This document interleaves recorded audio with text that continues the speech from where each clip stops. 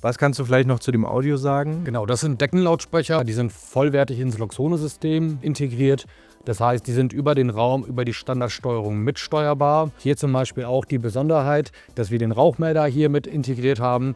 Die Rauchmeldersysteme können auch mit dem Boxensystem verknüpft werden. Das heißt, kommt es zu einem Rauchalarm, könnte das akustisch beispielsweise über die Lautsprecher wiedergegeben werden. Und alles, was irgendwie mit Audiosignalen verbunden ist, kann implementiert werden. Das heißt, ob das jetzt ein Klingelsignal ist, das heißt, ich bräuchte keinen externen Gong mehr, oder auch ein Alarm, auch ein Einbruchsalarm. Das bedeutet auch, wenn es hier zu einer Einbruchssituation kommen würde, könnte man über diese Lautsprecher natürlich entsprechende Alarmtöne abgeben, die den Eindringling dann auch verschrecken würden.